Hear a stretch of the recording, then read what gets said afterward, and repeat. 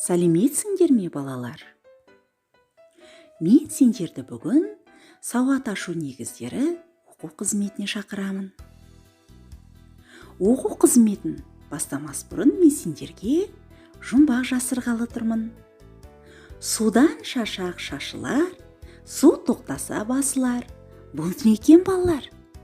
Дұрыс айтасыңдар, фонтан. Жасыл желек көгалда, бірде артқа, бірде алға, желаяқ көп бала, таласып жүр бір шарға. Бұл не екен, балалар? Дұрыс айтасыңдар, футболшылар. Балалар, сендер жаңа фонтан, футболшылар деп жұмбақтың жауабын айтып атсыңдар. Енді осы сөздерді айтқан кезде қандай дыбыс естіп тұрсыңдар? Дұрыс айтасыңдар, балалар. Ф дыбысын естіп тұр екенсіңдер. Ендеше бүгінгі ұйымдастырылған оқу қызметінің тақырыбы Ф дыбысы мен әріпі. Кәнекей бәріміз бүгінгі дыбысты айтып үйренейікші. Ф. Рахмет, балалар. Өте жақсы деңгейде айттыңдар. Балалар, Ф дыбысы созылып айтылып тұр ма? Дұрыс айтасыңдар, балалар.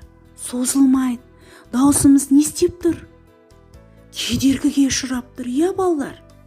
Ендеше Ф дыбысы қандай дыбыс екен? Дұрыс айтасыңдар, балалар. Дауыссыз дыбыс екен. Сендер не деген тапқырсыңдар, балалар? Балалар, естеріңде болсын. Ф дыбысы сөздің басында, аяғында кездеседі екен. Балалар, енді біздің алдымызда бірнеше суреттер бейнеленген. Ф дыбысынан келетін сөздермен танысайық. Телефон, флаг, фонарик, фен, фонтан. Жақсы, сендер бұны күнделікті өмірде айтып жүрсіңдер, иә, балалар? Бірақ бұл сөздердің қазақша баламасы бар екен. Кәнекей, енді қазақша баламасын мен танысайықшы. Телефон сөзін қазақша біз телефон дейді екенбіз. Ал фен деген сөздің қазақшасын біз шаш кептіргіш дейді екенбіз. Флаг деген сөздің қазақша баламасы ту екен. Фонарик деген сөздің қазақша баламасы қолшам екен.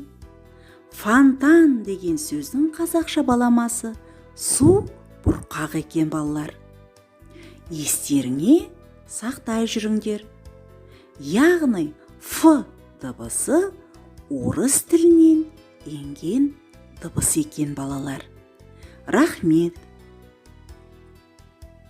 Балалар, енді барлығымыз сергіту сәтін жасап, бір сергіп алайықшы. Ұзын құлақ сыр қоян, естіп қылып сыбдырды. Ойлы қырлы жерлерден ытқып жүгірді. Рахмет, балалар. Балалар, мен сендермен енді ойын ойнағым кеп тұр. Ойын өз елімнің туын тап деп аталады.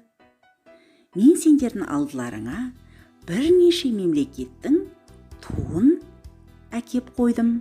Енді осы тулардың ішінен өзіміздің еліміздің туын табайықшы. 1, 2, 3, 4, 5, 6 деген сандарды жаздым. Сол сандар арқылы сендер біздің еліміздің туын тауып айта аласыңдар. Кәнекей, кім айтады? Дұрыс айтасыңдар, балалар. 3-ші санда тұрған біздің еліміздің туы екен.